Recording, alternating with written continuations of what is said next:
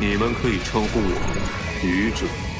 Yogi, tudo em cima! Bora lá pra mais 5 capítulos de Lord of Mysteries. Sim. Vamos avançar, vamos chegar hoje até o capítulo 180. Estamos lá, né? A meta é fazer a nossa live dia 10, né? De palhaço. Vamos estar bonitão de palhaço. Eu queria agradecer ao mano Asterion aqui pelo seu valeu. Seguimos as nossas metas de contribuições, né? Como eu falei pra vocês, a gente vai até o final ali do capítulo 200. Depois a gente volta ao nosso normal. Lembrando que você também pode entrar na nossa mesa ou nos nossos associados aqui com os valores tanto de contribuição de uma vez, quanto também acumulados no valor de R$50, né? E aí você continua a ajudar a gente a trazer os nossos conteúdos aqui de Lord of Mysteries. Bora lá para nossa leitura. Vamos lá! Lord of Mysteries capítulo 176, carta. Para Clan, estabelecer um ritual simples era tão fácil quanto respirar. Logo terminou de preparar os ingredientes e acendeu a vela que representava a si mesmo. Olhando para a luz bruxuleante da vela sobre a mesa, Clan teve um pensamento divertido por algum motivo desconcertante. Isso seria considerado um encontro à luz de velas? Caramba, o que diabos eu estou pensando? Ele refreou seus pensamentos e pegou o pó da flor negra podre que pertencia ao domínio da morte e o borrifou na vela. Assim sentiu um cheiro semelhante ao formaldeído de sua vida anterior. Clan, mas infelizmente não vai dar pra você não, né? Porque a Madame Dali vê você como um irmão mais novo. Tudo bem que ela fica viva, né, e pode ter um desenvolvimento maior entre os dois, mas ela vê você apenas como um irmãozinho. Imediatamente depois disso, ele pingou o óleo essência da lua cheia, o item favorito da meia-noite. Em meio a um crepitar, seus arredores de repente ficaram quietos e houve uma onda mágica disforme. Clan deu um passo para trás e recitou suavemente no antigo Hermes.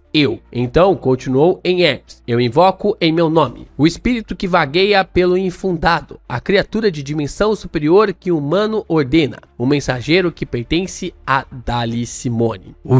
O vento uivava e a fraca luz das velas estava manchada com um brilho azul. Sob sua iluminação, a parede atrás da mesa produziu ondulações translúcidas e um rosto assustador veio à tona. Além da boca, não tinha sobrancelhas, olhos ou nariz. Seus lábios grossos se separaram e uma longa língua vermelha se estendeu. Havia dentes afiados e irregulares que revestiam sua boca. Além disso, a ponta da língua tinha 5 dedos delicados. Eles estavam constantemente se estendendo e se retraindo, como se estivesse esperando por uma entrega. Este é o mensageiro de Dali? Comparado com o Sr. Azik, é só como uma criança. Não posso determinar com precisão suas diferenças. Sim, um é um gigante adulto e o outro é um bebê humano. Eu me pergunto se é devido ao item mágico ou se significa a força do Sr. Azik. Eu tenho que reavaliar minha compreensão dele. Talvez ele seja um Beyonder de alta sequência. Merda, esqueci. Na carta, eu deveria ter perguntado a Madame Dali os nomes das sequências 4 e 3 do caminho do colecionador de cadáveres. O Sr. Azik provavelmente pertence a esse caminho. Claro, ele não pode ter avançado por meio de poções. Sim, talvez seja um gene que passou de seus ancestrais. Pergunto da próxima vez. O mensageiro está esperando. Clan olhou para ele seriamente por um tempo e passou o papel cuidadosamente dobrado para a mão do mensageiro. Então ele observou enquanto a mão o segurava com força. Bom, tem aquela coisa do...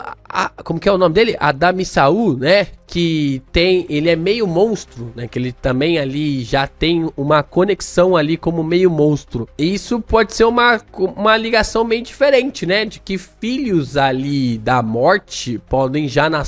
Filhos de Beyonders, tudo bem, né? Que se você tem uma modificação corpórea, automaticamente isso pode reforçar a ideia de que o seu filho venha também com uma mudança corpórea. E isso pode ter feito a Adamisaú nascer como meio monstro. É interessante, né? É uma coisa interessante. Então isso pode reforçar a ideia do porquê até mesmo o Sr. Azik poderia ter nascido ali com uma habilidade, já com o poder de um Beyonder. O mensageiro retraiu a língua e engoliu a carta. O rosto translúcido, assustador e contorcido encolheu-se na parede e desapareceu. Eu tenho que dizer, Essa magia é bem legal, bastante conveniente também, mas não pode ser espalhada. Clan olhou para a luz da vela que havia voltado ao normal. Ele balançou a cabeça e encerrou o ritual. Segunda-feira de manhã, Backlund, Burgo Imperatriz. Em um canto escondido do jardim municipal construído pelo Duque Negan, Shilderesha, com seu cabelo loiro, despenteado, e Forswall, com seu porte languido, olhavam boquiabertas para o informante diante delas em transe. Elas ficaram momentaneamente sem saber qual idioma usar para uma saudação. A pequena Shio, que tinha pouco mais de 1,5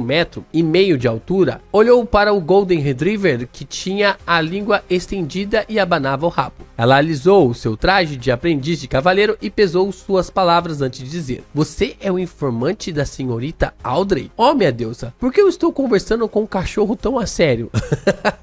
Force estava segurando um cigarro fino com os dedos enquanto ela ria. Talvez seja uma criatura mágica. Nunca vi uma criatura mágica que se parecesse tanto com um cachorro. Cho respondeu com toda a seriedade. Suzy sentou-se e fechou a boca. Então apontou para a barriga com a pata. Havia uma bolsa de couro amarrada ao redor do corpo do cachorro em meio ao seu longo pelo dourado. Cho olhou para a esquerda e para a direita, certificando-se de que não havia ninguém observando antes de se aproximar rapidamente. Ela se abaixou e removeu a bolsa. Force observou com curiosidade quando a expressão dela de repente ficou estranha. É feito de pele de crocodilo e parece obra do estilista Sr. Salles. Ela está usando uma bolsa dessas para a transação. Em outras palavras, é muito cara? Cho levantou a bolsa de couro. Force franziu os lábios com força e assentiu com seriedade. Uma bolsa de couro de crocodilo para simplesmente fazer uma transação ali qualquer, né? Cho instantaneamente reduziu sua velocidade de maneira exagerada. Ela abriu cuidadosamente o zíper e tirou a carta de dentro, como se carregasse um vaso antigo nas mãos. Depois de ler, ela passou a carta para Force. Force a queimou com um cigarro. Depois de lê-la com atenção, ela observou enquanto se transformava em cinzas e se espalhava no solo. Não há informações extras fornecidas. Cho fez beicinho inconscientemente. Ela tirou um papel cuidadosamente dobrado do bolso do seu traje de aprendiz de cavaleiro. Ela olhou para Suzy de maneira imponente e exortou subconscientemente: "Este é o relatório de investigação dos últimos dias. Você deve passar isso diretamente para a senhorita Audrey Hall." Suzy estremeceu e sentou-se ereta, seu rabo abanando vigorosamente. Cho assentiu com satisfação, enfiou a pilha de papéis na bolsa de couro e amarrou-a novamente em volta de Suzy. Suzy uivou e saiu correndo muito rapidamente. Olha, faz bastante... A Suzy é muito esperta, né, cara? É muito bom que ela não se revelou como alguém que está falando.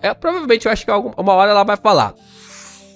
Na luxuosa vila da família Hall, Audrey estava sentada no sofá de sua própria sala de estar. Ela segurava um abridor de cartas e estava tentando abrir a carta diante dela. Era uma carta enviada por um dos seus irmãos do Império Balan no Sul. Havia um pacote que veio junto com a carta. Naquele momento, ela viu Suzy abrir a porta entreaberta. A cadela correu rapidamente. Suzy sentou-se no tapete diante de Audrey e apalpou a bolsa de couro. "Você realmente é uma excelente mensageira." Audrey não era mesquinha com seus elogios. Suzy olhou para a porta, induziu vibrações no ar e disse baixinho: "Tua amiga está falando muito sério. Quando a vi, ela me lembrou da época em que um caçador veio nos treinar. Ela tinha sido um presente de cortesia quando o Conde Hall comprou cães de caça." "Suzy, seu Lowen está ficando cada vez mais fluente. Existem apenas alguns problemas com sua lógica ao usar a linguagem." Audrey observou a sua Golden Retriever tirar a bolsa sozinha e habilmente abrir o zíper. Eu vi aqui a língua Lowen.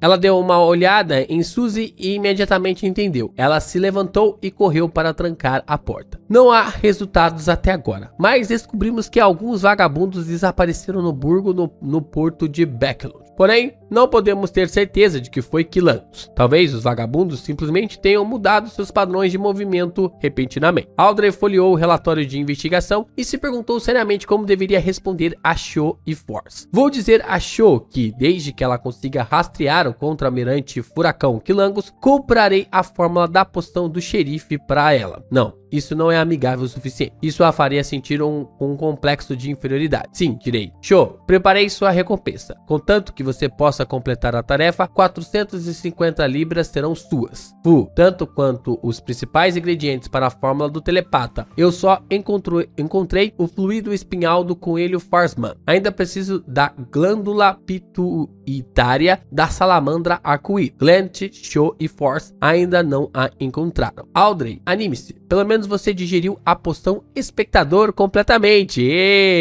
Depois de juntar todos os ingredientes, você se tornará uma Beyonder de sequência 8. Olha só, já chegou já a absorver, já digeriu a poção do espectador. Foi rápido. Audrey refriou seus pensamentos, pegou uma caneta e papel e rapidamente escreveu uma resposta. Ela a enfiou de volta na bolsa de couro e confiou em Suzy para fazer outra viagem. Ela observou sua Golden Retriever enquanto abria a carta que seu irmão havia enviado. Ela deu um sorriso. Minha querida irmã. Vamos ver o que tá falando aqui. 2. A partir de agora, o texto lido em carta e papéis virá entre aspas e itálico para diferenciar de pensamentos. Ah, faz sentido. Muito bom. Acho que você deveria vir para o continente sul também. Venha para as regiões colonizadas do Império Balan. A luz solar abundante, ar fresco, um ambiente limpo, frutos do mar frescos, várias culturas únicas e o povo Balan muito gentil e obediente que dá bom servo, assim como o cheiro da liberdade. Pelo contrário, Becklund é fria e úmida. O ar é ruim, sempre há poeira e é sempre sombria. Além disso, é altamente populosa, o que leva a todos os tipos de problemas. E os intermináveis bailes, banquetes e salões. Os eventos sociais são tão enfadonhos e insípidos que eu não gostaria de ficar nem um minuto. Querida irmã, creio que você compartilha o mesmo sentimento. Não estou fugindo de casa, estou apenas procurando meu próprio lugar na vida. Mas nosso irmão definitivamente não pensa assim. Ele sempre foi uma pessoa egoísta. Claro, ele não seria mesquinho com você, porque você só pode reivindicar uma pequena parte da riqueza da família, enquanto eu seria seu maior concorrente na luta pela herança entre os nobres. Afinal, o nosso pai é um duque que pensa a longo prazo. Ele definitivamente não seria restringido pela regra de que o irmão mais velho herdaria o posto de nobreza. Enquanto ele sentir que é necessário, fará qualquer coisa, assim como quando vendeu metade das terras agrícolas e pastagens para entrar no setor bancário, apesar da forte oposição. Sinto falta de Becklund às vezes, principalmente do pai, da mãe e de você. Sinto falta do sorriso que você colocou em meu rosto durante esses poucos anos. Você deve ter se tornado a joia mais deslumbrante de Becklund, mas infelizmente só poderei voltar depois de 2 anos. Uma carreira é o orgulho de um homem, enquanto jovens notáveis do reino de Loen tratam o mundo como seu palco. Interessante, né? Porque parece que vamos ter um conflito aqui entre a Audrey e seu irmão, né? Você pode dizer à nossa querida tia que as regiões costeiras do Império Balan são muito adequadas para férias, especialmente adequadas para ela, visto que suas articulações doem e incham no inverno. Eu sinceramente a convido para ser minha hóspede. Se você puder vir com ela, seria ainda melhor. Eu não te mandei muitos presentes, são principalmente coisas ricas nas tradições e estilos de Balan, como a única seda amarela e os ornamentos repletos de características relacionadas à adoração da morte. Lembrei-me que você adorava coisas relacionadas ao misticismo, então vou procurar por você. A cultura aqui é cheia de mistérios. Interessante, né? A coisa vai conectando com a outra, né? O bagulho ligou do nada com a Zeke, velho. A carta se conectou de nada, do nada ali com a Zeke. Depois de ler a carta, Audrey pegou uma caneta, papel e uma lousa. Ela recostou-se no sofá, franziu os lábios e escreveu seriamente: Meu querido Alfred, embora tenha passado menos de 1 ano, a garotinha em suas memórias cresceu. Eu não gosto mais de misticismo, então você não precisa procurar por esse tipo de coisa, porque é muito perigoso. Audrey inflou as bochechas e acrescentou na cabeça: Ela tinha ouvido falar de muitas tragédias relacionadas a objetos misteriosos ao participar das reuniões de Beyonders e das histórias contadas por Show e For. Ela pensou e declarou com entusiasmo: Agora estou interessada em biologia. Recentemente fiquei maravilhada com a salamandra arco-íris. Você pode perguntar por mim e descobrir onde posso encontrar uma dessas criaturas? Ou se elas têm um cadáver completo que foi preservado? Filha da mãe. Contatos, né, meus amigos? Contatos é uma coisa que eu sempre falo, né? A vida, ela é baseada em 3 coisas: sorte, preparo e contato. Você tem que estar preparado para quando a sorte do contato chegar até você. E basicamente é o que a Audrey faz, né? A Audrey tem muito contato, visto o seu ponto financeiro, né? A sua vida financeira. Mas toda amizade que você faz, gente, ela é um contato, tá? Toda amizade. E eu tenho uma teoria que toda a amizade que fazemos, ela começa por interesse. Não digo por interesse no sentido pejorativo da palavra, mas simplesmente é por interesse. Às vezes é um interesse em uma obra em comum, às vezes é em uma cor, às vezes é em um desenho, às vezes é em um anime, às vezes é em um mangá, e depois isso se desenrola. Então toda a amizade, ela começa com interesse. E a minha visão sobre isso é que você precisa manter os maiores contatos, não vou dizer os maiores contatos, né? Mas você precisa manter a maior quantidade de contatos possíveis, né? A não ser que a pessoa seja insuportável mesmo, aí não dá, né? Aí tem que ter um pouco de amor próprio. Mas você precisa ter contatos, né? Precisa realmente ter contatos nessa vida. E sem contatos, infelizmente, a gente não vai pra frente aqui nessa vida. Mas toda amizade começa com interesse e depois se desenvolve para algo maior. Pelo menos essa é a minha teoria. Olá, Lord of Mysteries capítulo 177, mudança repentina de evento. Audrey parou de escrever depois que terminou de compartilhar algumas notícias interessantes e escândalos sobre aristocratas. Então adotou uma pose séria ao se lembrar de algo. Com sua memória excepcional de espectadora, ela organizou em parágrafos as informações que recebia dos ensinamentos de seu pai, bem como as notícias que ouvia em banquetes e salões. Depois de criar um rascunho em sua cabeça, Audrey escreveu: quanto à situação política em Backland, sobre a qual você perguntou, não é da minha área de interesse. Só posso descrevê-la com base em minhas próprias impressões e nos detalhes que conheço. Algum tempo atrás, papai me disse que após a abolição da lei dos grãos, os preços das safras estavam caindo rapidamente. O aluguel de terras agrícolas e pastagens também estava caindo, mas não sei a magnitude exata. Eu só posso explicar para você com este exemplo. Isso explica porque o pai dela vendeu as terras, né? Como você sabe, o Duque Negan é um aristocrata que possui a maior parte das terras fora da família real. Dizem que ele possui mais de 12 milhões de libras em terras agrícolas. Caramba, esse dinheiro pra caraca!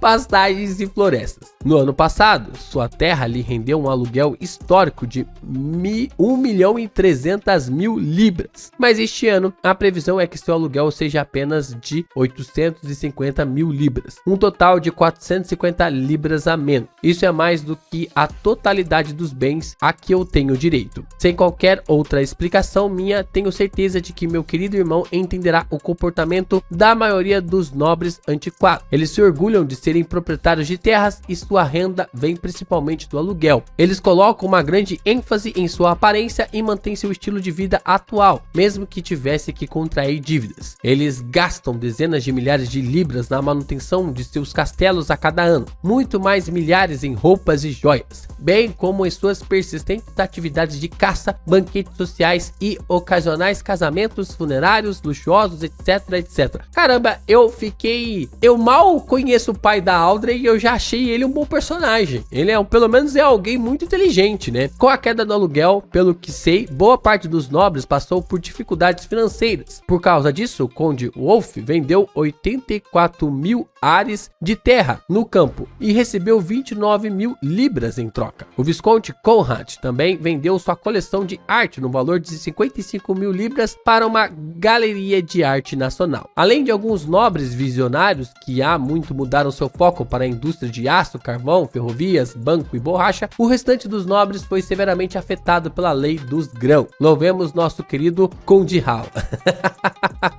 Papai me disse que a dificuldade financeira vai afrouxar o controle que os nobres têm sobre a política. Como você pode imaginar, o número de ministros de sangue azul diminuirá a partir do próximo ano. sangue azul. Em uma tentativa de garantir o financiamento, o Partido Conservador e o novo partido prometeram conferir a qualquer um os títulos de nobreza desde que doe uma quantidade suficiente em dinheiro e não tenha antecedentes criminais. Claro, a ressalva é que a pessoa que doou o dinheiro deve possuir uma quantidade de terra digna de um nobre. Um exemplo é o rico senhor Sindras. Ele comprou a menor área de terra esperada de um barão, 60 mil ar. Então, doou 100 mil libras para o clube de Carleton e 400 mil libras para o Partido Conservador e doações para a caridade no valor de 300 mil libras. Finalmente, ele conseguiu receber a concessão de sua majestade e tornou-se um barão altamente considerado. Ouvi dizer que há uma tabela de preços para isso: 300 mil libras para se tornar um barão e 700 mil libras a 1 milhão de libras para um barão hereditário. Não há um preço claro para o título de visconde ou conde, mas tenho certeza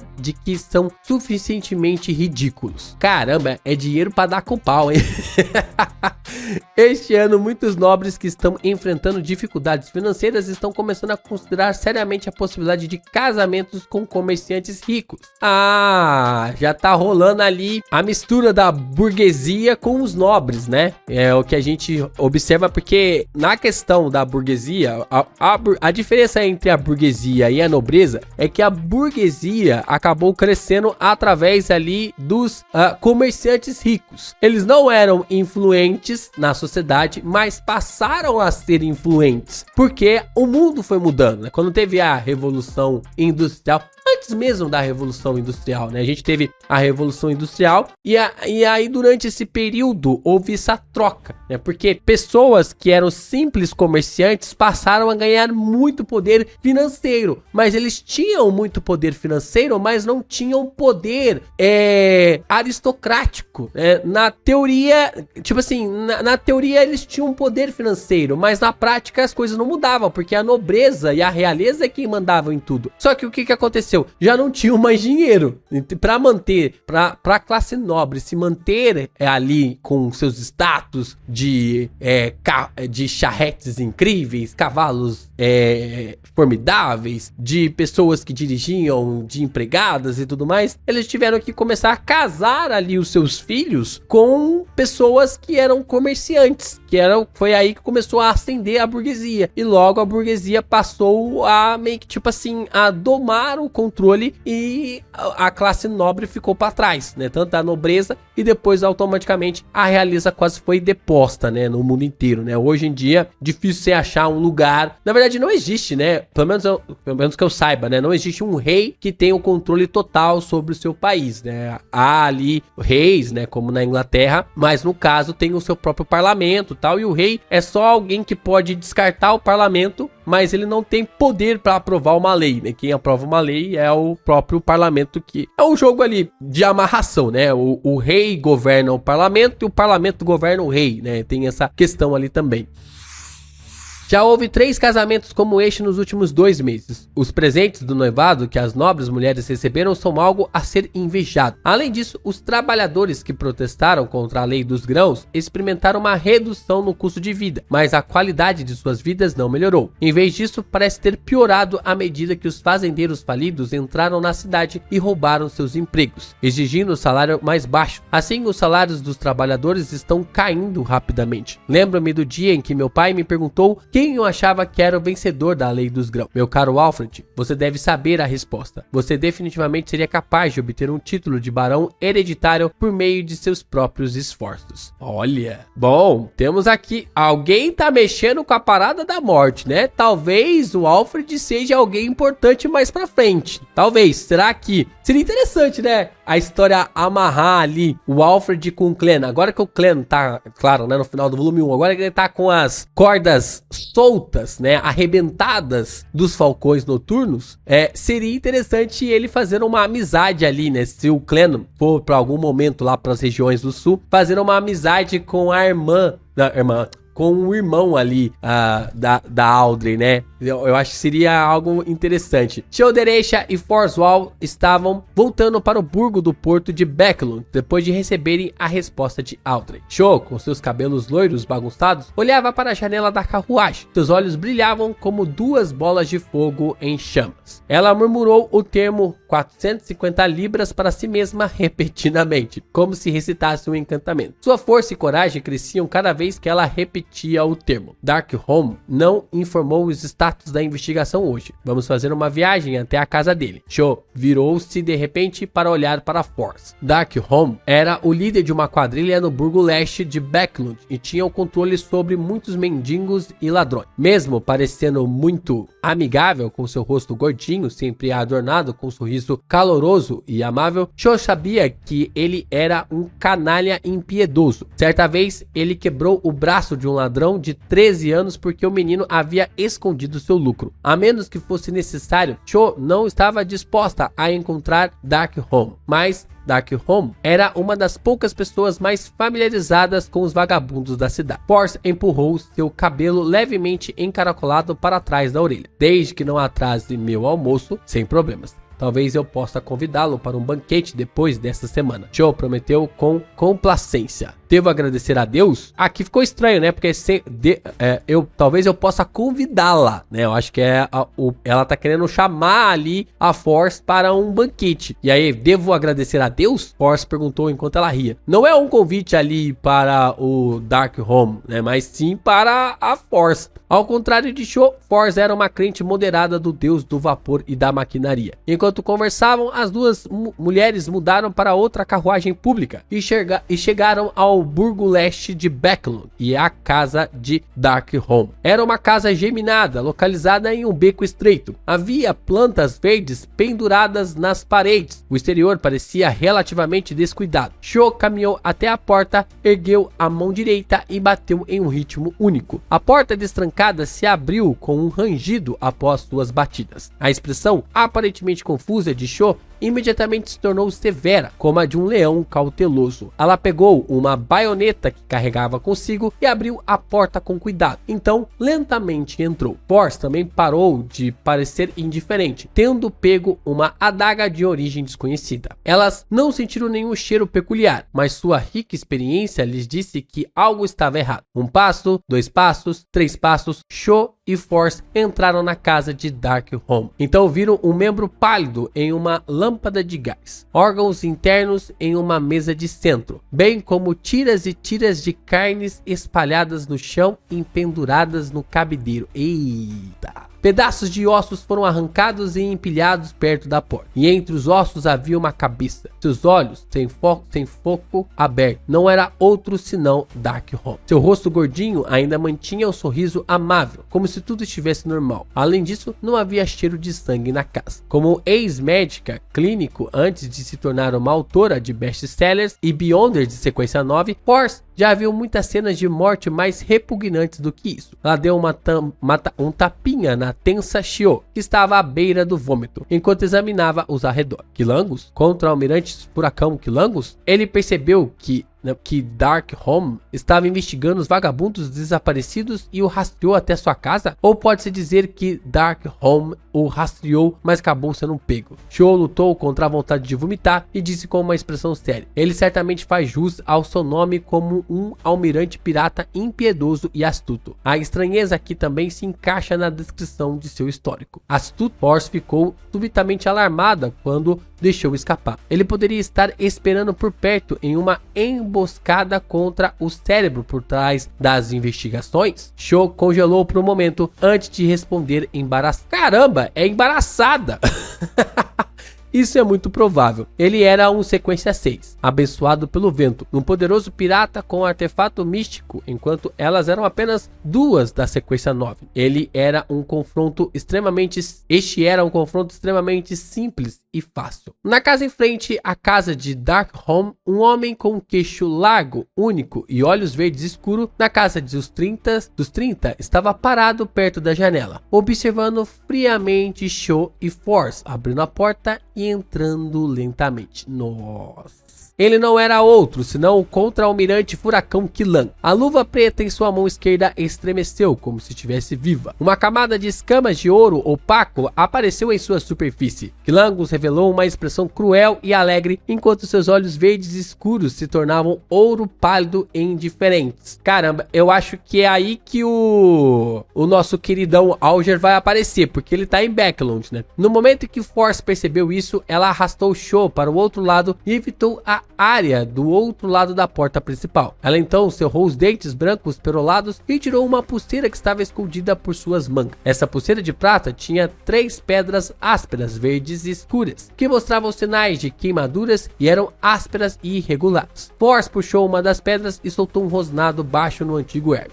Portal. Ela agarrou Shoderecha com força enquanto a pedra liberava um leve brilho azul. As figuras das duas mulheres tornaram-se indistintas, quase invisíveis. Elas viram muitas formas que acharam difíceis de descrever. Havia até objetos transparentes que pareciam não existir. Viram cores diferentes, esplendores lustruosos que pareciam possuir imensos conhecimentos. Elas haviam entrado no misterioso mundo espiritual. Nesse mundo estranho que se destacava da realidade, Force prosseguiu em uma direção específica enquanto puxava Shaw junto. Segundos depois, saíram de seus estados indistintos e retornaram à realidade, a Backlund, mas não estavam mais na casa de Darkholme, mas chegaram a um cemitério vazio. Faz sentido, né? Porque se ela ficava ali, já era, né? Dei uma de cebolinha aqui com já ela. Killangus, que usava sua luva escamosa, apareceu silenciosamente na porta da casa de Darkholme. Ele inspecionou o interior com seu olhar frio. Ele congelou por um momento, então franziu as sobrancelhas enquanto murmurava para si mesmo: viajante? No cemitério, o que vamos fazer a seguir? Force ofegou, entendendo sua situação e sentindo uma sensação persistente de medo. A pulseira era um item místico que ela havia recebido junto com a fórmula para aprendiz e seus materiais correspondentes durante o encontro fortuito dela. Além de fazer com que ouvisse murmúrios estranhos e fracos durante a lua cheia todos os meses, não representava nenhuma ameaça. Havia originalmente 5 pedras na pulseira, cada pedra permitindo que ela atravessasse o mundo espiritual, tecnicamente permitindo que se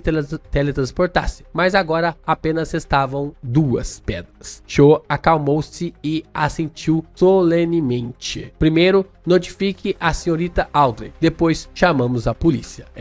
Agora o negócio vai estralar. Acho que o negócio vai estralar. Bora lá.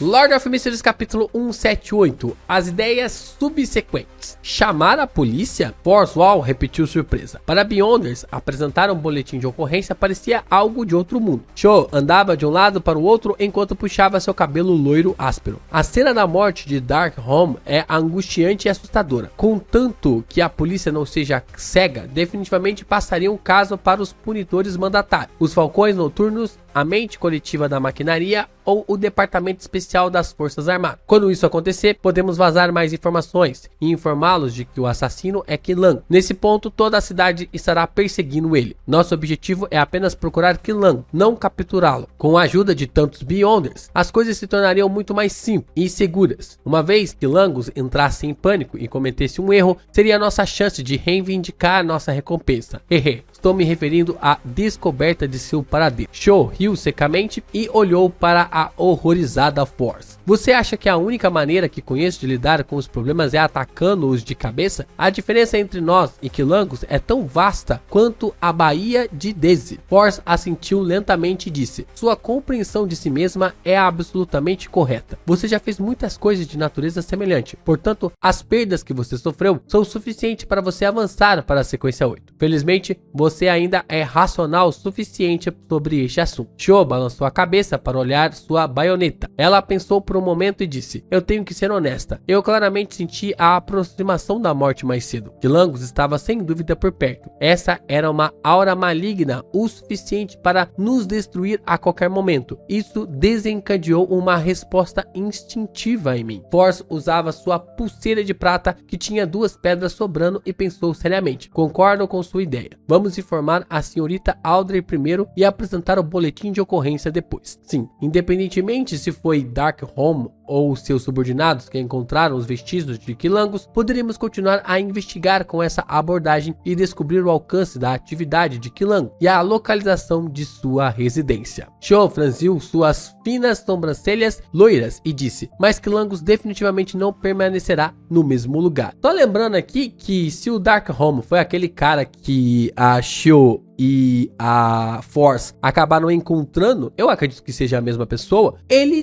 tem, ou pelo menos tinha um artefato selado, né, um artefato ali poderoso, que funcionava como um vidente, né, funcionava como um vidente ali para tentar encontrar a localização do Quilangos. Se o Quilangos está com esse artefato em mãos agora, ele pode encontrar as duas garotas, né, se elas deixaram alguma coisa para trás, se no meio daquela situação acabou ficando um cabelo, algo do tipo, ele pode encontrar elas, pelo menos eu tipo assim, eu acho que nem precisa disso, né, porque se ele, a não ser que precise do nome para saber se a pessoa tá localizada na região, em qual lugar da região está, mas é uma questão bem interessante. Mesmo como um dos 7 almirantes piratas, mesmo que tivesse a ajuda de um artefato místico, Quilangos tinha que ser extremamente cuidadoso em Becklon. Até Nast, o rei dos 5 mares, uma vez encontrou um desastre aqui e quase foi pego. Caramba, ele é o rei? Eu achei que tinha, na verdade, achei que tinha 4 reis. Ele é o rei dos reis ainda?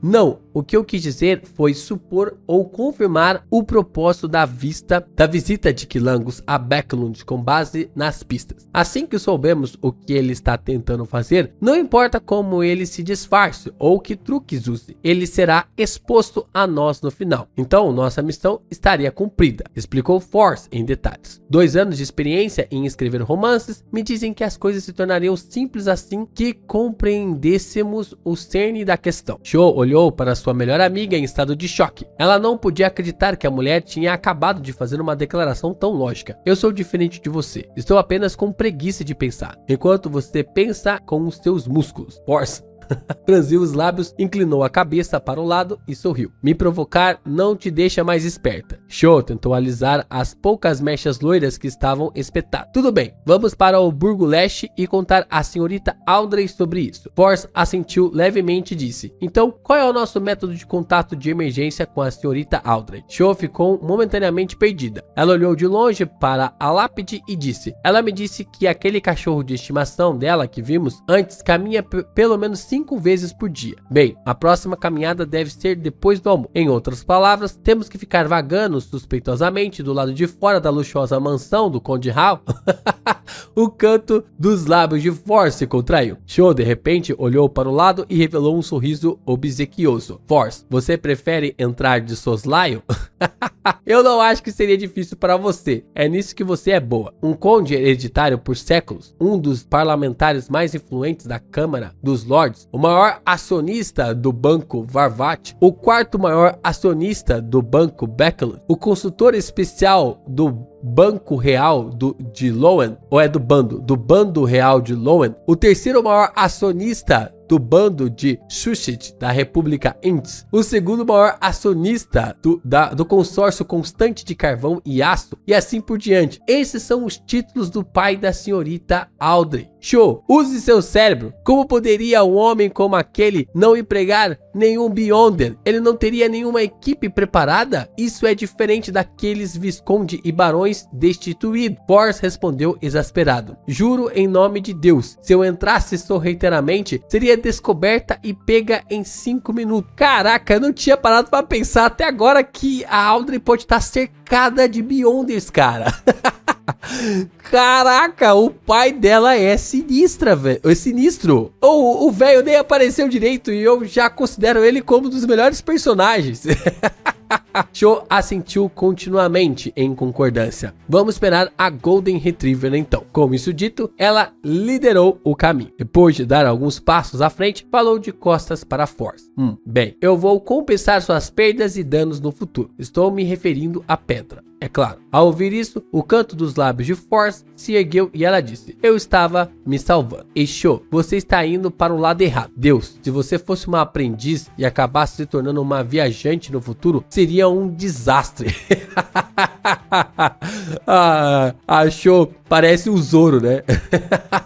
Do lado de fora da luxuosa mansão do Conde Hall, Cho e Force se esconderam atrás de uma árvore e observaram secretamente seu alvo em silêncio, observando as pessoas andando de um lado para o outro. Depois de Deus sabe quanto tempo, elas finalmente viram a Golden Retriever sair de um buraco escondido sobre a parede. Ela levantou as orelhas e olhou para a esquerda e para a direita, parecendo muito cautelosa. Assim que Suzy começou a passear alegremente, um cachorro macho preto apareceu do nada. Ele bajulou Suzy e começou a correr em círculos. Esta é a primeira vez que vejo um cachorro mostrar uma reação tão humana. O quanto ele odeia aquele cachorro preto. O quanto ela odeia aquele cachorro. Nossa, eles estão errando demais ali as questões ali de gênero. Lembre-se de algo. Cho e Force não sabem que a cadela é Suzy, uma fêmea. Então a narração do gênero tá certa, mas nas falas tá errado. Não sei não, hein? Acabou de falar aqui sobre o cachorro. Já teve contato ali com a Suzy? Por que chamaria de ele em vez de ela? Pelo olhar e pela expressão facial de Suzy, ela percebeu que havia um ódio óbvio. Force sorriu e disse: é como encontrar um libertino assíduo, nojento e persistente. Vendo Suzy tentar acelerar para escapar da perseguição do cachorro preto, Cho se levantou para administrar justiça. Minha decisão é que você a deixe em paz. Cho gritou com uma expressão de solenidade. Ela é árbitra, né? O cachorro preto foi pego de surpresa e imediatamente saiu correndo com o rabo entre as pernas. Suzy soltou um suspiro de alívio e diminuiu a velocidade. Ele latiu educadamente e abanou o rabo. Isso foi por pouco, quase disse obrigado para elas. A Golden Retriever pensou com alegria. Isso teria sido uma situação muito embaraçosa. Uma melodia parou lentamente enquanto Audrey pegava as últimas informações que Cho e Force haviam entregado e as lia com as sobrancelhas franzidas. Ela fechou a tampa do piano e levantou-se elegantemente. Andou de um lado para o outro da sala em sua sala de piano e costurou seu próximo curso de ação. Quilangos é um homem muito perigoso. Se Cho e Force continuarem investigando, elas podem acabar em perigo. Podem até me expor. Sim, eu devo proceder de acordo com a sugestão delas. Assim, faltam mais 2 horas para o clube de tarô. Eu me pergunto o que o Sr. Tolo sugeriria. Se ele ainda não estiver interessado, discutirei isso com o enforcado cuidadosamente. Audrey foi se acalmando aos poucos. Essa foi a primeira vez que ela encontrou em uma situação perigosa, ou talvez foi descrita como sendo colocada em tal. Já houve uma morte. 3 da tarde. A visão de Audrey se recuperou de um estado carmesim e embaçado antes de ver a névoa cinza sem limites e não pertencia à realidade. O palácio elevado que parecia a casa de um gigante, a longa e antiga mesa de bronze manchada e o tolo que sempre foi engolfado por uma espessa camada de névoa. Por último, ela viu o enforcado e o sol. Naquele momento, as emoções tensas e ansiosas de Audrey pareceram relaxar. Ela se sentia tão segura, tão calma. Estou participando do clube de tarô que não pertence ao mundo material. Estou lidando com o Sr. Tolo, que é quase um deus. Quilangos e eu estamos em níveis diferentes. Audrey sentou-se orgulhosamente em uma posição ereta. Ela ergueu um pouco o queixo e cumprimentou alegremente. Boa tarde, Sr. Tolo. Boa tarde, Sr. Enforcado. Boa tarde, Sr. Sol. Depois de se cumprimentarem, Clan viu que a senhorita Justiça estava indicando seu desejo de falar. Portanto, ele assentiu levemente para expressar sua permissão. Honorável Sr. Tolo, eu me pergunto se o seu adorador recebeu a compensação de 300 libras. Audrey perguntou, segurando sua vontade de falar sobre Quilangos, enquanto mostrava preocupação com o adorador de seu líder. Glenn sorriu e disse, não prestei muita atenção a este assunto, mas como meu adorador não pediu ajuda adicional, suponho que já tenha recebido. Sim, já verifiquei várias vezes. Há 300 libras na minha conta bancária anônima. Clan acrescentou em sua cabeça alegremente, né? Como ser um blefador no truco com o Clan, aprendendo em cinco etapas, né?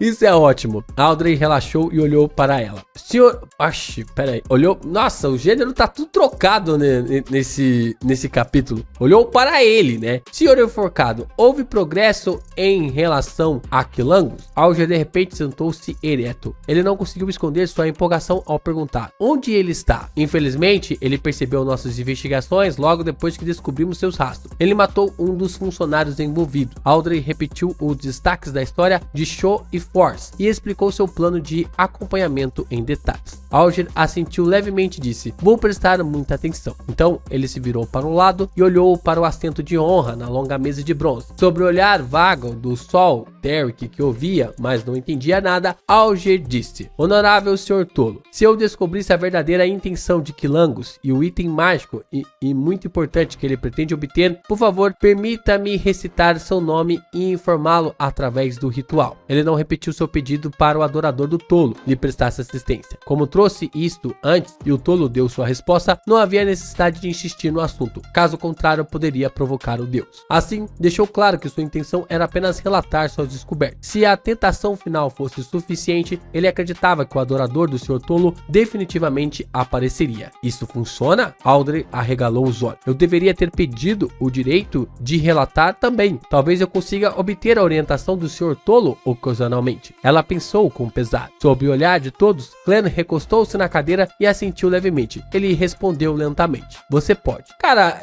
a Audrey moscou pra caramba aqui, né? Porque o Alger entendeu que ele podia fazer o ritual e receber uma resposta, né? Ele fala, eu estou te ouvindo, eu te ouço, né? Ele fala. E a mesma coisa quando a Audrey faz isso, né? Faz o ritual lá e ele também fala, estou te ouvindo. Então ela acabou moscando aqui, né? Isso abre brecha pra gente entender melhor a trama, né? Entender melhor ali a relação dos personagens. Mas bora lá, mais um capítulo. Lord of Mysteries, capítulo 179. Elogiando o Senhor Louco. Já vão inflar o ego ali do clã, né? Alger soltou um suspiro de alívio ao ouvir a resposta do tolo. Ele abaixou a cabeça e disse humildemente, por favor, permita-me agradecer antecipadamente. Isso porque também estou curioso. Curioso sobre o item que Quilangos está procurando. Eu quero saber sobre o item que pode permitir que um sequência 6, abençoado pelo vento, tenha a força de um sequência 4. Porque ele é no mesmo caminho que o Quilangos, né? Também estou curioso sobre o que um almirante pirata vai fazer em Becklon. Clan sorriu, mantendo sua postura profunda. Não, aqui é o Clan falando. Eu achei que era o Alger pensando, né? Mas fazia sentido o Alger pensar em obter ali um pouco sobre... Mas isso também seria complicado, né? Porque esse item é um item de vilão. Esse artefato selado é um artefato de vilão. Não é como se eu estivesse prometido ajudar depois de ouvir suas orações. Ele enfatizou em seu coração. Mas agora ele estava muito mais confiante do que antes. Agora tinha aliados reais. E o misterioso Sr. Azik, que estava atualmente em Becklon. Se fosse absolutamente necessário, Clan estava disposto a usar o apito de bronze para conseguir a ajuda de Azik. Claro, ele definitivamente não mencionaria o clube de tarô. Ele provavelmente diria que obteve informações de alguma fonte aleatória. Ainda havia dois problemas que existem neste assunto. Primeiro, Clan estava limitado apenas a um relacionamento cooperativo com Azik. Não era necessariamente o caso de Azik fornecer assistência, a menos que ele estivesse interessado no que Quilangos estava fazendo ou no item místico que ele procurava. Olha só, o Azik é o associado também, né? Juntamente com o Daxter. Já são dois associados ali do clã. Se for parar para pensar, a Madame Dali também é, né? Ela pertence aos Falcões Noturnos e tal, mas tipo, dá para colocar ela aqui como associada também. Ela não pertence ao grupo de Tinger, né? Em segundo lugar, Clan não tinha certeza de quão poderoso era Azik. Mesmo que tivesse assumido que Azik era um Beyonder de alta sequência, tinha que considerar o fator de que sua perda de memória poderia ter enfraquecido suas habilidades. Afinal, o conhecimento geralmente era igualado ao poder, e a falta de conhecimento definitivamente diminuiria o poder de Azik. Se fosse esse o caso, Clan não poderia garantir que Azik pudesse lidar com Quilan, especialmente com o último empunhando a fome rastejante. Clan estava com medo de colocar Azik em perigo, então não estava disposto a incomodar Azik, a menos que fosse absolutamente necessário. Agora que penso nisso, o terrível mensageiro do Sr. Azik pode ser invocado com um apito de bronze. Não, essa coisa não se parece nada com o mensageiro. Poderia assumir o papel de um chefe do mal. Portanto, mesmo que o Sr. Azik não consiga derrotar Quilangos, aprimorado pela fome rastejante, ele deve ser capaz de se defender facilmente e ter poder suficiente para salvar um enforcado, Senhorita Justiça e seus parceiros. Clan mudou sua postura enquanto pensava, ainda encostado no encosto de sua cadeira. Ele apoiou a perna direita sobre a esquerda.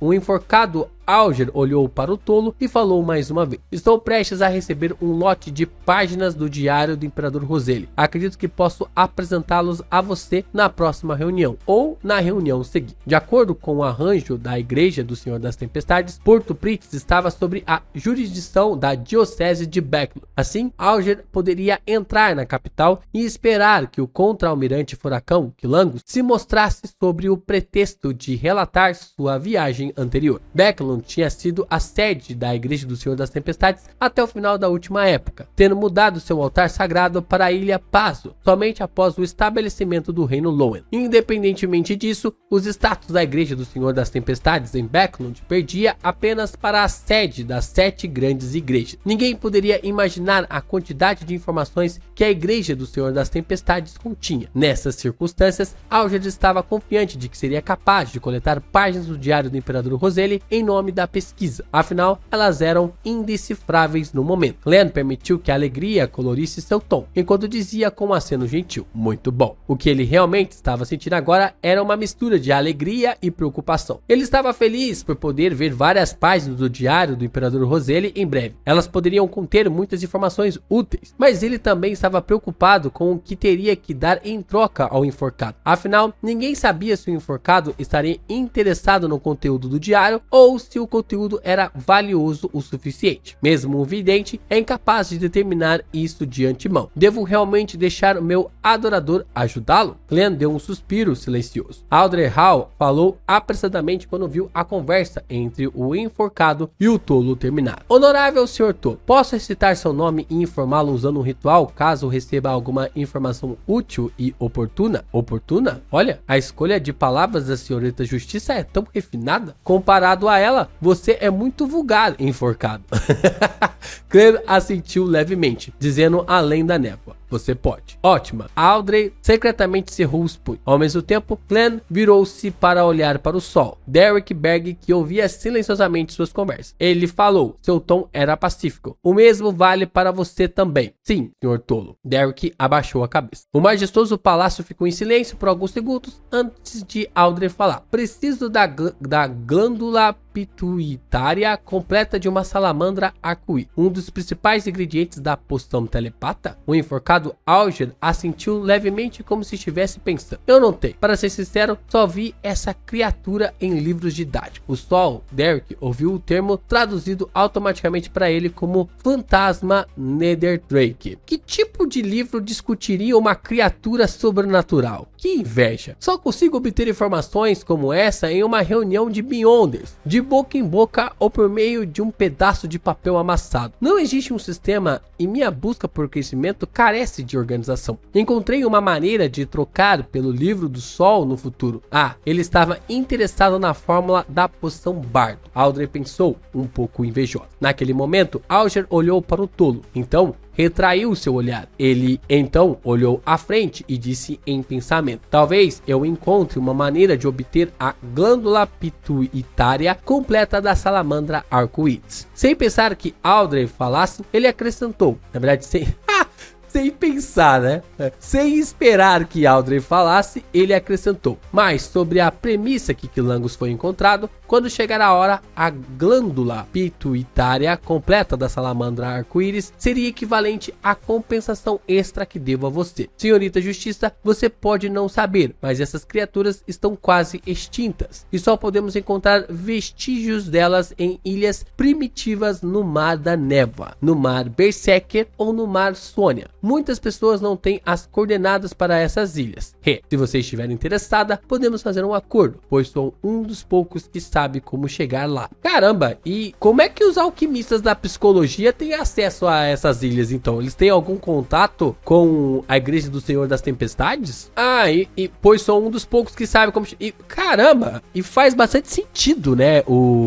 Pera aí, deixa eu abrir aqui. Porque a gente sabe que o Alger matou um alquimista da psicologia, por isso que ele conseguiu ali a sequência 9, 8 e 7 do Caminho do Espectador. O Caminho do Espectador é do Alquimistas da Psicologia, tá? Um grupo secreto que possui segredos do Caminho do Espectador. Nós não sabemos, os atuais Alquimistas da Psicologia eram semelhantes à Ordem Ascética de Moisés. Nós não sabemos de qual igreja que eles saíram, mas sabemos que a Igreja do Senhor das Tempestades tem problemas com eles, né? Provavelmente o Alger sabe a localização dessas criaturas, visto que ele acabou tomando, né?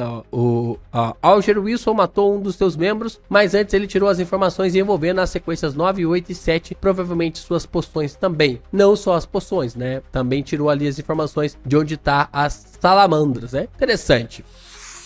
Eu também estou interessado nessas ilhas primitivas. Glenn silenciosamente ouviu a conversa dele. Pensando na extinção da salamandra arco-íris, ele de repente se lembrou da piada que contou ao velho Neil, a Associação de Proteção de Dragões e Gigantes. Ele soltou um suspiro em seu coração. Audrey ficou emocionada depois de ouvir isso. Ela lutou contra suas emoções ao dizer: certa vez, sonhei em fazer uma viagem em busca dessas ilhas primitivas para conhecer sua história. Minha deusa, o clube de tarô é poderoso demais, maravilhoso demais. Poder recrutar um membro que tenha as coordenadas das ilhas primitivas. Louvado seja o senhor tolo. Caramba, já tá louvando o senhor tolo. Audrey não conseguiu manter seu estado de espectadora quando o sorriso surgiu em seu rosto. Ilhas primitivas? Glenn congelou por um momento. Então pensou em uma página do diário do imperador Roselli que ele tinha visto. Aquela em que o imperador se descrevia como um rei pirata. Ele disse que descobriu uma ilha sem nome com muitas criaturas sobrenaturais. Quando ele e seus 4 cavaleiros do apocalipse estavam atravessando o mar da névoa em uma rota marítima insegura. Poderia ser a chamada ilha primitiva? Que pena, o grande imperador não incluiu nenhuma coordenada em seu diário. Talvez a informação esteja algumas páginas futuras, mas até agora não recebi nenhuma página de seu diário em ordem cronológica. Glenn estava cheio de arrependimentos e expectativa. O sol, Derek, já estava confuso com os termos Mar da Névoa, Mar Berserker, Mar Sônia, Ilha Primitiva e etc. Ele tinha cada vez mais certeza de que Senhorita Justiça e o Senhor Enforcado pertenciam a um mundo diferente do dele. Depois de se recompor por alguns segundos, Audrey perguntou curiosamente: a quase extinção da salamandra arco-íris significa que o caminho do espectador será interrompido em breve? Não, definitivamente haverá materiais substitutos. Alger deu uma resposta definitiva. Que materiais substitutos existem? Os olhos de Audrey brilharam quando ela perguntou. Alger balançou a cabeça, respondendo sem revelar certas verdades profundas. Não sei, talvez os membros dos alquimistas da psicologia saibam. Então como você pode ter tanta certeza de que haverá ingredientes substitutos? Audrey não entendeu. Alger riu e disse: você vai entender com o tempo, ou você tem algo para trocar pela informação agora. Acho que vou esperar. Audrey fez bencinho e suspirou. Ela também descartou a ideia de perguntar ao Sr. Tolo. Não adianta eu saber por enquanto. O enforcado com certeza vai perguntar sobre algo sobre o contra-almirante Furacão, e eu não posso me aprofundar muito neste assunto. De repente, ela sentiu vontade de elogiar seu intelecto, mas o que ela nunca esperava era que o Sr. Tolo estivesse se sentindo muito desapontado naquele momento. Glenn estava bastante curioso sobre os segredos contidos nas palavras de Alger. Infelizmente, a Senhorita Justiça, que foi a melhor assistente durante todo esse tempo, não optou por prosseguir com a transação. O Glenn vai ter que puxar mais alguém daqui a pouco. Não importa o método que eles escolhessem para realizar uma transação, o conteúdo do negócio não poderia ser escondido do dono da névoa. Eles precisam puxar, ele vai precisar puxar alguém, porque o sol ele é importante, mas ainda assim, ele ainda é muito limitado, né? Ele tá muito limitado ali pela área escura em que ele está, né? Bem, mesmo que a salamandra arco-íris esteja quase extinta, os alquimistas da psicologia ainda estão distribuindo fórmulas listando-a com um ingrediente em vez de fornecer um substituto. Isso significa que os alquimistas da psicologia estão impostos das coordenadas a certas ilhas primitivas, ou eles poderiam estar trabalhando em conjunto com uma organização que tenha as coordenadas. Glenn se perguntou. Olha, eu pensei a mesma coisa. Após o término das discussões sobre a transação, Glenn olhou em volta e em seguida virou-se para o sol e ele perguntou em tom gentil: a Cidade de Prata ainda acredita em deuses? Glenn era apenas um membro oficial dos Falcões Noturnos e não tinha acesso a conhecimentos místicos mais profundos. Um exemplo seriam os rituais de sacrifício. Assim, a fim de refinar sua compreensão de realizar sacrifícios dedicados a si mesmo para mover materiais no espaço misterioso acima da névoa cinza, como um sequência 8, Glenn precisava aprendê-los o mais rápido possível de outras fontes. Ele surgiu com 3 métodos após considerações contínuas. Primeiro, ele iria perguntar à guia espiritual Dari, que era adepta da magia ritualística, enquanto também era uma diácona, mas isso pode atrair suspeitas dela. Assim, Glenn só podia esperar pacientemente por uma oportunidade. Em segundo lugar, poderia perguntar ao Sr. Azik, mas Glenn não poderia garantir que ele seria capaz de recordar o conhecimento dessa área. Em terceiro lugar, usaria um caminho indireto para perguntar a Sol, Sol, que morava na cidade de Prata. Glenn já tinha uma ideia de como faria isso, mantendo efetivamente sua imagem. Tudo que ele pedisse estaria ligado aos deuses. Derek respondeu em tom respeitoso: ainda acreditamos no Senhor que criou tudo, o Deus onipotente e onisciente. Vamos lá, vamos ver se o grande criador, né, o criador, vamos ver se vão ter mais detalhes sobre ele aqui. Legal, hein? Legal. O Derek, ele fica quieto e quando ele começa a falar é só paulada, né? É só pedrada. Bora lá. Lord of Mysteries capítulo 180. Uma pessoa inteligente sempre pensa demais. Ao ouvir a pergunta do tolo, Audrey aguçou os ouvidos e entrou em seu estado de espectadora. Ela esperou que o Sol respondesse. Ela sempre teve curiosidade sobre onde ficava a cidade de Prata e o que havia de tão especial naquele lugar, mas não teve coragem de perguntar. Afinal, tocava em sua privacidade. Naquele momento, o Sr. Tolo estava perguntando pessoalmente. Foi como terminar o primeiro volume de um excelente romance policial que ela lia há muito tempo e finalmente teve a chance de comprar o próximo volume. A resposta do Sol não a desapontou. Eles não acreditavam nas 7 divindades ortodoxas dominantes, nem acreditavam na morte como o continente sul acreditava. Eles também não acreditavam nas existências ocultas, deuses malignos ou entidades. Demônia primordial, sábio oculto, lado negro do universo, Deus acorrentado ou verdadeiro criador. Lado negro do universo que o enforcado havia dito a ela antes. Lado negro do universo? Caramba, mas que entidade que é essa? Peraí, cadê? Vamos ver. Ordem da Teosofia, Demônia primordial, Gigante enforcado, Verdadeiro criador, Morte, Cola do pensamento rosa, Sábio oculto. Eu não peguei isso aqui. Não sei o que é esse lado negro do universo. Enfim, não teve muito detalhes sobre ele até agora. A cidade de Prata é realmente especial. Eles realmente adoram o próprio criador. Este é o culto primordial que o Senhor Enforcado descreveu, certo? A descrição da onipotência é um pouco estranha. Audrey deu uma olhada no Enforcado inconscientemente e percebeu que ele estava balançando a cabeça ligeiramente. Glenn não ficou nem um pouco surpreso. Ele riu propositalmente e perguntou em resposta: mesmo que ele tenha abandonado vocês? Abandonado? O Criador abandonou a cidade de Prata? Audrey ficou chocado. De repente percebeu uma relação a um termo específico: a terra abandonada dos deuses. O Glenn é um desgraçado, né, cara? Nas informações confidenciais da Igreja do Senhor das Tempestades, no nível de habilitação de segurança que Alger, que era capitão, equivalente ao nível de bispo, poderia acessar, a Terra Abandonada dos Deuses sempre foi apenas um nome sem descrição real. O Alger então é do mesmo nível que o Dan, militarmente, né? No entanto, apontava claramente para o final do Mar Sônia, pelo que ele sabia. Mesmo os cardeais no centro da igreja não tinham ideia do que a Terra Abandonada dos Deuses representava, mas apenas o líder da igreja, o representante do Senhor das Tempestades, sabia algo sobre a situação e parecia estar se encarregado da missão oculta de procurar a Terra Abandonada dos Deuses. Ele então fica ali a cargo para procurar a Terra. Certa vez, Alger fez uma suposição ousada quando comparou a residência sagrada do verdadeiro Criador, promovida pela Ordem Aurora, com a Terra Abandonada dos Deuses, mas infelizmente o tolo não confirmou seu palpite, então ele não podia ter certeza. Agora ele ficou chocado e surpreso ao descobrir que o membro do clube de tarô, usando o Sol como seu codinome, era muito provavelmente da Terra Abandonada dos Deuses. O Senhor Tolo sabia onde ficava a Terra Abandonada dos Deuses todo esse tempo? Ele poderia puxar alguém de lá para ser um membro da reunião. Este é um lugar escondido que a Igreja do Senhor das Tempestades tem tentado encontrar sem sucesso. A idolatria ali do Alger vai disparar, né? Alger olhou horrorizado para o tolo, que estava sentado no assento de honra no final da antiga longa mesa de bronze. Ele só podia ver que estava recostado na cadeira em silêncio, engolfado pela espessa névoa. Audrey não ficou particularmente emocionada com isso. A única vez que ela ouviu falar sobre a Terra Abandonada dos Deuses foi na pergunta do Enforcado. Ela não estava particularmente interessada, então não conseguiu associar isso a nada do que o Sr. Tolo disse antes. A cidade de Prata tem a lenda de ter sido abandonada pelo Criador.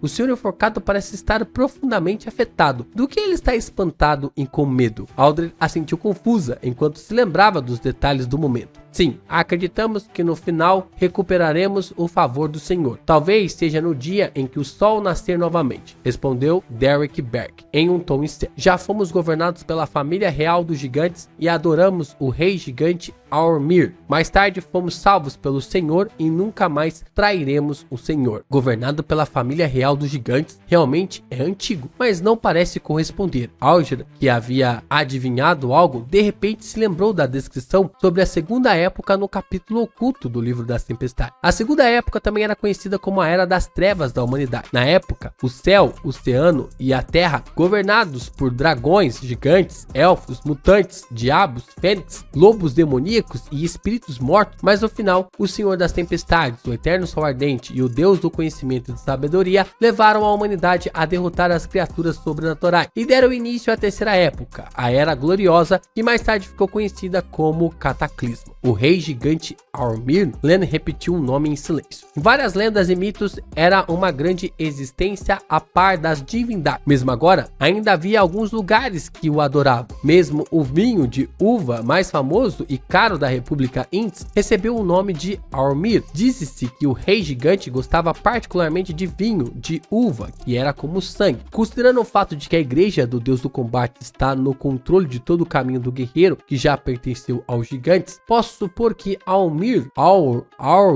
era o antigo Deus do Combate? Glenn adivinhou. Ele assentiu deliberadamente, mas não pensou mais sobre isso. Ele então perguntou calmamente: você ainda oferece sacrifícios a este Deus onipotente? Sim, ainda fazemos. Mas desde o dia em que fomos abandonados, nunca obtivemos nenhuma resposta. A voz de Derek tinha um toque de dor indisfarçável. Glenn recostou-se nas costas de sua cadeira vagarosamente. Ele semicerrou os olhos e disse: descreva o processo de seu ritual de oferenda em detalhe. O Sr. Tolo quer descobrir a verdade por trás do abandono da Cidade de Prata, ou ele quer determinar se o Criador ainda existe? Alger de repente sentiu um choque em seu corpo e estremeceu. Não só ele estava com medo, mas também estava animado. Isso porque ele sentiu que estava conhecendo os segredos entre as divindades. É tipo você estar no cinema enquanto dois deuses estão ali, né, duelando na telona. Isso fez sentir como se tivesse sido elevado a um nível totalmente novo. Eu tenho perseguido o poder, a força. Eu não fiz isso para alcançar esse tipo de sentimento. Alger recostou-se, ergueu o queixo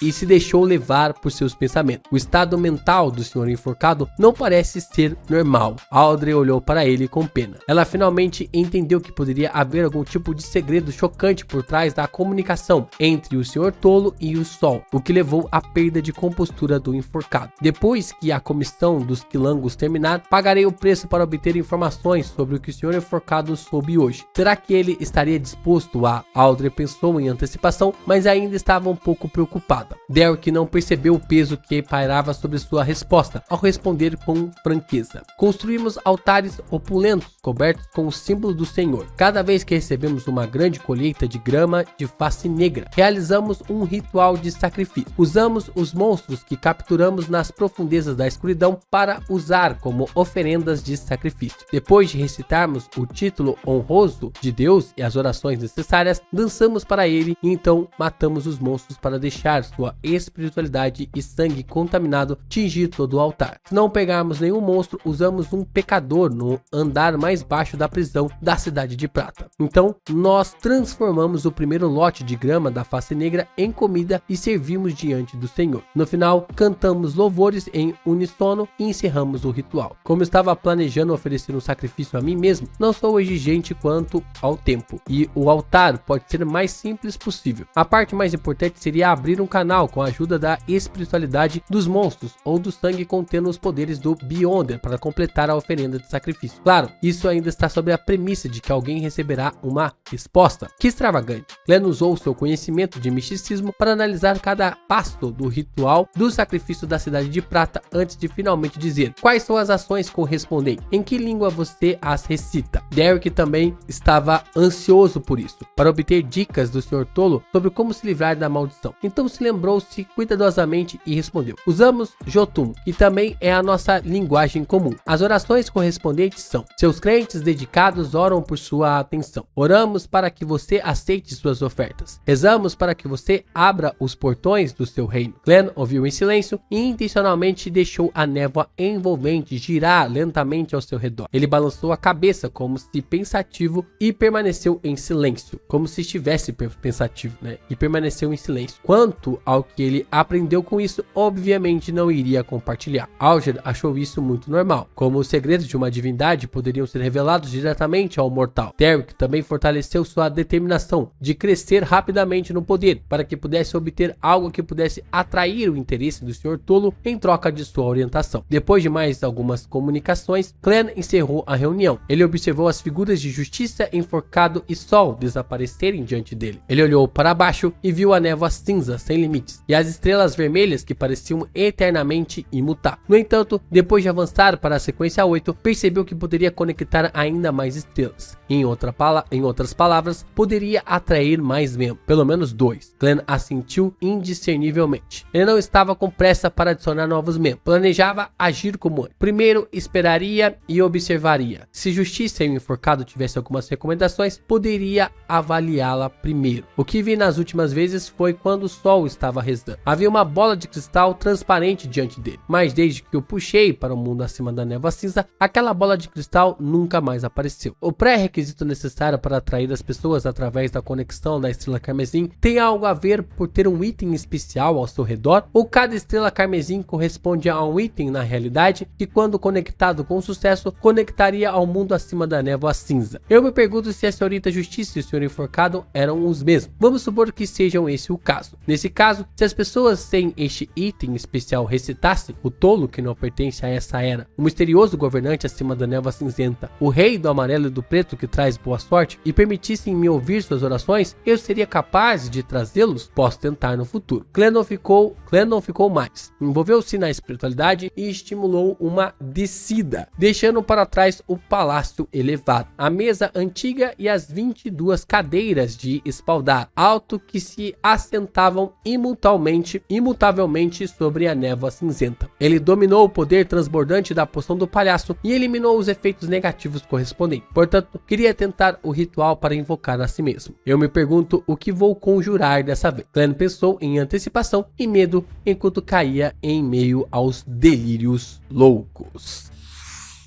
É isso, mais 5 capítulos pra conta aqui de Lord of Mysteries, muitas coisas interessantes, né? A gente já vem conversando sobre essa parada dos itens da névoa cinzenta. Não sei se há uma conexão com o caminho do vidente, porque o Clan, ele vai para a névoa cinzenta antes de consumir a poção do vidente, mas faz sentido essa questão, né? Porque o Clan, ele vê ali a bola de cristal, nós temos um espelho, uma bola de cristal e uma poção, né? Como se fosse uma poção, não vou dizer uma poção, mas é um líquido dentro de um frasco de vidro, né? Que tava na mão ali do Alger. Então esses objetos são necessários para que o Clan invoque. Agora ele fica perguntando, né? Ele fica se perguntando se ele pode invocar também aqueles que fazem o ritual sem pertencer à mesa, né? Sem meio que tipo pertencer ao lugar ali da mesa com os objetos. Pontos interessantes. Muitas coisas nesses capítulos. A gente teve reunião do tarô, teve questões lá envolvendo Alquilangos, teve muitas informações. Fiquei fã aqui do pai da Audrey. Um cara realmente muito sagaz e muito esperto, né? Temos muitas mais leituras. Faltam apenas 4 vídeos aqui pra gente chegar na nossa live. Provavelmente a nossa live está marcada para o dia 10. Nós ainda temos um lugar na nossa cadeira aqui no nosso clube do tarô, né? Temos mais uma cadeira disponível, que é a cadeira do sacerdote, e temos também os associados. Vocês podem fazer parte aqui dos associados de Lord of Mysteries também. Como eu já expliquei, valores acumulados ali de R$50 também fazem parte, e também temos ali a possibilidade da questão envolvendo um valor único para fazer parte aqui do nosso clube, né? A nossa associação de Lord of Mysteries.